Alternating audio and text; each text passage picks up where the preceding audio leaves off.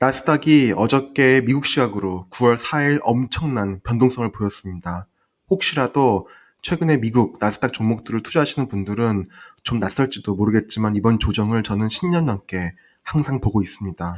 이번 조정을 계기로 왜 이런 조정이 생기는지 좀 설명을 드리고자 합니다. 사실 주식이 오르고 내리고는 이유를 갖다 붙이기 마련입니다. 주식이 오르는데 이유를 붙이자면 10가지를 붙일 수도 있고 내리는데도 마찬가지로 10가지 이상 붙일 수 있습니다. 그럼 어제는 왜 이런 조정이 나왔는지 여러 복합적인 원인이 있겠지만 나름 상황을 분석하여 설명드리겠습니다. 우선 장이 시작하자마자 충격적인 조정이 있었습니다. 11,499.97로 나스닥이 장을 시작하여 1,878.26포인트까지 장 초반에 5% 이상 급락했었다가 장중에 계속 만회를 하여 마이너스 1.27%로 마감을 했습니다. 이번 주만 보면 금요일에 보였던 장중 최저점은 주중 고점 대비 10%나 빠진 수치이기도 합니다.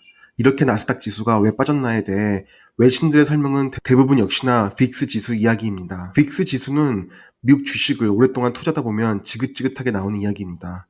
이게 최근에 미국 주식시장이 심하게 조정을 받은 지난 9월 3일 목요일과 9월 4일 금요일에 빅스 지수가 38까지 치솟는 일이 있었습니다. 빅스 지수는 간단히 설명드리면 S&P 500 지수 선물의 변동성을 나타내는 지수인데 쉽게 생각하시면 빅스 지수가 올라가면 S&P 500 지수, 즉 미국의 전반적인 주식시장이 내려가고 빅스 지수가 내려가면 미국 주식시장은 올라가는 특징이 있습니다. 가령 지난 3월 중순 코로나 사태로 주식시장이 대폭락을 할 때 빅스 지수는 80을 넘겼었습니다. 역사적으로 보면 지난 3월만큼 빅스 지수가 높을 때는 90년대 후반 아시아발 금융위기, 2008년 서브프라임발 금융위기, 2011년 유럽 재정위기 정도급의 패닉장에서 공포지수라 불리는 빅스 지수는 꼭지점을 찍습니다.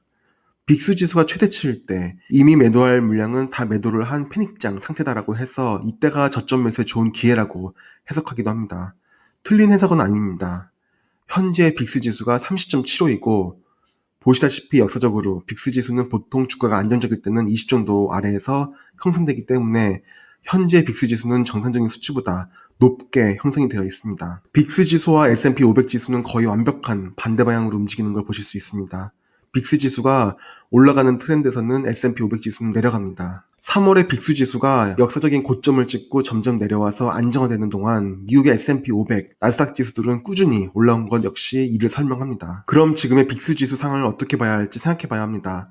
이번 주에 빅스 지수의 급등이 앞으로의 빅스 지수 급등의 시작점이라면 미국의 주식들은 엄청나게 큰 조정을 받을 것이고 테슬라와 애플 등의 나스닥 지수 하락을 이끈 종목들의 종목 개별 원인들로 인해 일시적으로 빅스 지수가 올랐고 다시 내려간다면 이번 조정은 초단기 조정으로 끝날 수도 있습니다. 사실 앞으로의 주가가 올라갈지 내려갈지는 여전히 예상하기는 쉽지 않으나 빅스 지수가 이렇게 올라가기 시작하면 시장을 매우 경계하고 보수적인 자세를 가져야 합니다. 여기서 현재 시장을 읽는데 빅스 지수와 함께 봐야 하는 지수는 풋콜 레이쇼입니다.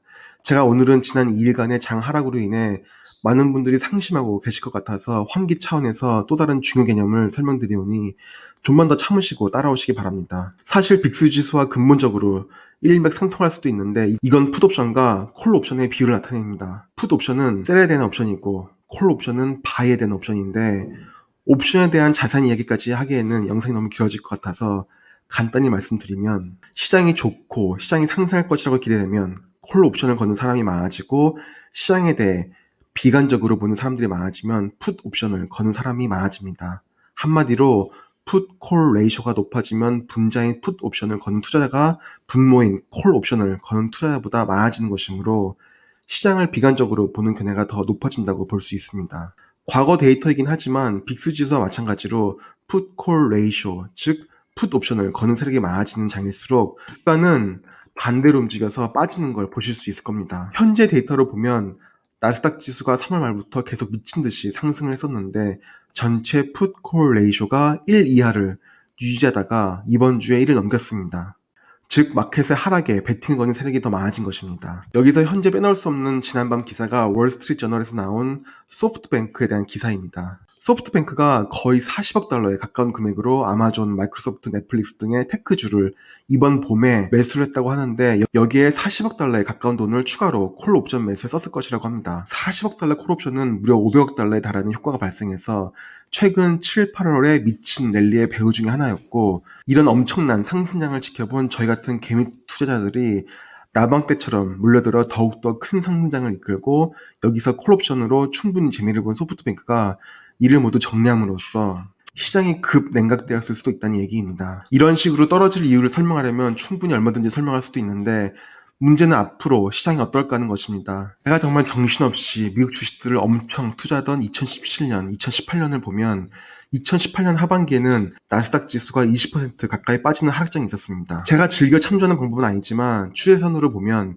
현재 나스닥 지수는 사실 추세선보다 상당히 높이 형성이 되어 있고 아직 충분히 더 하락할 여진이 있다고 생각을 합니다. 하지만 올해의 비정상적인 나스닥 대형주들의 상승을 보면 과거의 추세대로 현재와 미래의 시장의 흐름을 함부로 예단하는 것도 아니라는 생각도 듭니다. 테슬라라는 주식으로 얘기를 좀 돌려보면 테슬라 주가는 급락을 했습니다. 미국 현지 시작으로 9월 4일 장중에는 2.78% 상승한 418.32불로 마감을 하였으나 시간의 거래, 즉 애프터 아워스에서는 마이너스 6.29% 급락을 하며 391불까지 추락을 하였습니다. 이 급락의 원인은 S&P 500 지수 편입이 실패된 소식이 나와서인데, 시장에서 추정하기에는 테슬라가 시장에서 충분히 안정적인 주가 흐름을 아직 보이지 않아서 안정적인 종목으로 인정이 안 되어서 편입이 이번에 안 되었을 것 같다는 얘기도 있습니다. 어쨌든 이 부분에 대해서는 나중에 기회 되면 따로 다루기로 하겠습니다. 연중 고점이었던 502.49불 대비 22%가 빠졌습니다. 아마 고점에 물린 분들이 많이 계실 것으로 생각됩니다. 여전히 1년 전에 비해 10배 가까이 주가가 올라있는 상황이라 지금까지의 상승폭에 비하면 하락폭이 상대적으로 크진 않습니다. 5배 이상의 수익을 보신 분들은 버티시는 분들도 많이 계실 것이고 어느 정도 수익 실현을 하고 나오시는 분들도 계실 겁니다. 지금이 어깨에서 팔 때라고 생각하시는 분들도 있을 것이기 때문입니다. 그럼 고점 근처에서 매수해서 물린 분들을 위해 자료를 좀 보여드리겠습니다. 우선 나스닥 100 차트부터 보여드립니다. 보시면 현재 하락폭은 역사적으로 보면 차트의 굴곡이 보이지도 않을 만큼의 매우 미세한 조정폭이긴 합니다. 테슬라를 괜히 투자해서 테슬라와 일론 머스크를 원망하시는 분들도 계시겠지만 아마 과거에 애플을 투자해보신 분들은 아시겠지만 보시는 그래프처럼 굳이 반토막 이상 날아간 금융위기 당시를 상기 안 시켜드리더라도 마이너스 20% 이상의 손실이 난 구간이 여러 군데 있습니다. 아마 그 당시에 마이너스 20% 손실 났다가 계속 버텨서 플러스 10% 나면 한숨 돌리고 애플 같은 쓰레기 주식 다시 사나봐라 하며 이익을 간신히 조금 내고 털고 나오는 분들도 많았을 것입니다. 그게 일반 투자자의 심리이기 때문입니다. 그럼 현재 테슬라의 주주 입장에서는 어떻게 해야 최선일지 생각해봐야 합니다. 솔직히 올해 테슬라의 주가 상승은 너무 엽기적으로 상승을 해서 현재 고점 대비 22%나 빠졌지만 앞으로 충분히 더 빠질 수도 있습니다.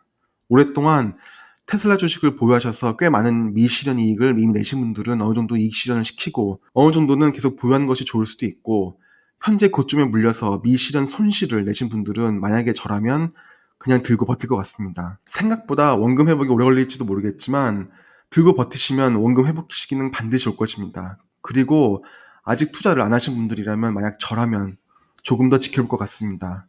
빅스 지수도 끊임없이 매일 체크를 하셔서 동향을 보시고 풋콜 레이쇼도 보시고 흐름을 좀 더 지켜보시고 투자하시는 게 나을지도 모르겠습니다. 물론 제 개인 의견이고 투자에 대한 결과는 항상 자기 자신 내에 있다는 걸 명심하셔야 합니다.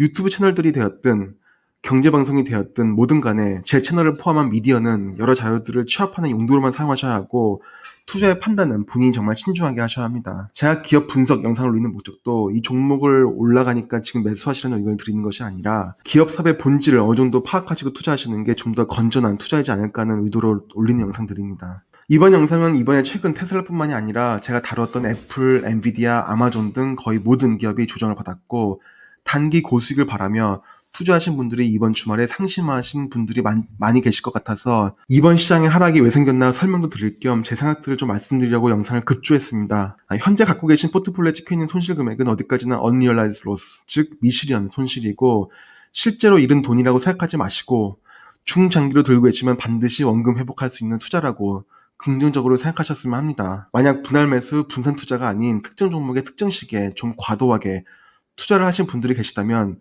이렇게 얘기 드리긴 죄송하지만 저도 그랬던 경험이 있고 사실 그런 경험들이 레슨런으로 쌓여서 다음 투자 때에는 더 현명하게 투자하실 수 있는 밑바탕이 되는 것 같습니다. 그럼 모두 힘내시고 이번 영상은 이렇게 마무리하겠습니다. 제가 생각나는 대로 아는 대로 그냥 급조해서 만든 영상이라 이번 영상은 좀 두서없었습니다. 감사합니다.